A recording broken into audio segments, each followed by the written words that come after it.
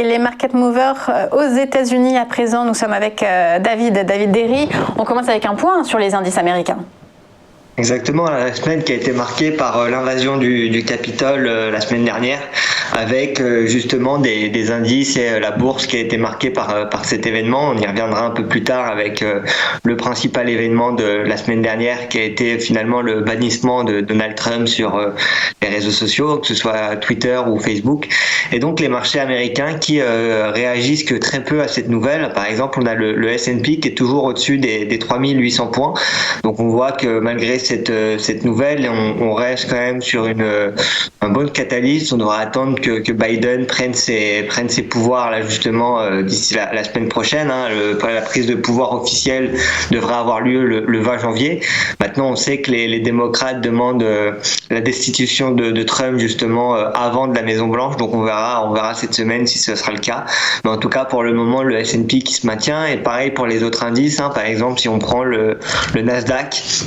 On a un Nasdaq qui est toujours au-dessus des 12 000 points, à 12 942 points, donc on se rapproche des 13 000 points.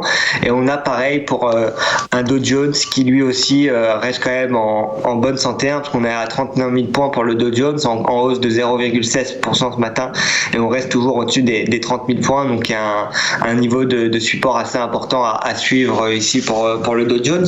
Donc comme je le disais au début, la semaine qui a été marquée par justement Trump qui s'est fait bannir de Twitter qui justement hier ne profitait pas de cette annonce. Ça a choqué beaucoup de gens, que ce soit des investisseurs mais aussi des politiques qui justement aujourd'hui critiquent le fait que Twitter et que les GAFAM ont un tel pouvoir qui peuvent aujourd'hui bloquer la parole du président des États-Unis.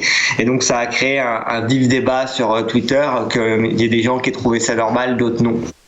Aujourd'hui, c'est un vrai débat sur la légitimité justement de Twitter à bannir la parole de quelqu'un. Donc Twitter qui recule de 6% après ça. On était à un peu plus de $55 avant cette annonce, et on est descendu aux alentours de $48. Autre nouvelle qui a été marquée par les GAFAM et l'importance des GAFAM, ça a été après le bannissement de l'application Parler. Pour ceux qui voulaient suivre le président Trump, on pouvait aller sur après une application qui s'appelait Parler, mais étant donné la peu de politique de modération que l'application avait, ils ont été décidés d'être bannis de l'App Store et du Google Store. Mais aussi après derrière, c'est complètement Amazon avec son service AWS qui a décidé de ne plus hoster en fait l'application. Et donc on voit aujourd'hui toutes ces applications qui chutent un petit peu, et on devrait suivre ça d'ici les prochains jours, voir comment ça évolue et voir si d'autres compétiteurs justement arrivent sur le marché. Autre nouvelle cette semaine sur les marchés, c'est aussi Office Depot. Office Depot qui commence plutôt bien l'année, parce qu'on double sur le début de l'année 2021. On a commencé l'année aux alentours de $20, et puis là on est vraiment au-dessus des $40. On est à 44 $. C'est notamment dû au fait que Office Depot, après justement beaucoup d'années compliquées, ça c'est encore compliqué avec le Covid, devrait cette fois-ci vendre à un de leurs concurrents, donc à un concurrent qui s'appelle Staples. Et c'est pas la première fois que cette entreprise essaye d'acquérir Office Depot, c'est la 3e fois. Et donc cette fois-ci, ils offrent 2,1 milliards de dollars pour essayer d'acquérir Office Depot, et donc l'entreprise qui profite de cette nouvelle pour plus que doubler justement pour doubler environ depuis justement le début de l'année. Ensuite, on a eu aussi dans les autres nouveautés marquantes du début d'année, on a Tesla qui continue de battre tous les records, avec Elon Musk qui est devenu l'homme le plus riche du monde.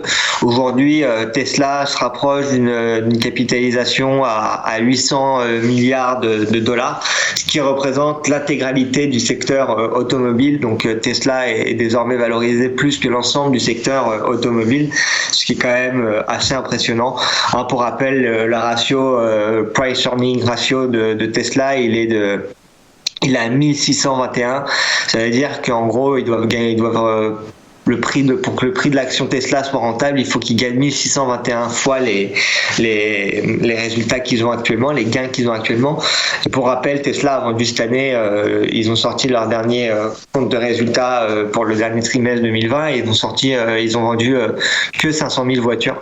Donc on a une valorisation qui est vraiment élevée pour Tesla, et ce qui fait justement d'Elon Musk aujourd'hui l'homme le plus riche du monde, dépassant ainsi Jeff Bezos.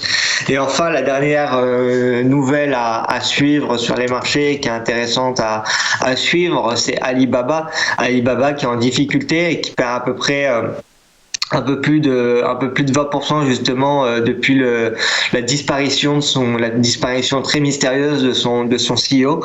Pour rappel, depuis le mois d'octobre, on a Jack Ma, donc, qui est le directeur et fondateur d'Alibaba, qui a disparu, et l'action qui justement continue de dégringoler.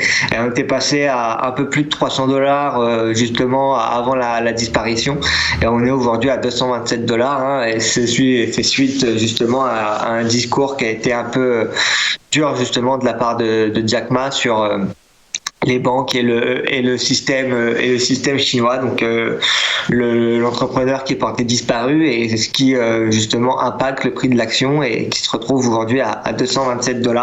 On se retrouve à un niveau de support qui est quand même assez intéressant, aux alentours de $227. Donc il pourrait avoir une opportunité assez intéressante pour Alibaba. En tout cas, c'est une action à avoir à l'œil d'ici ces prochains jours.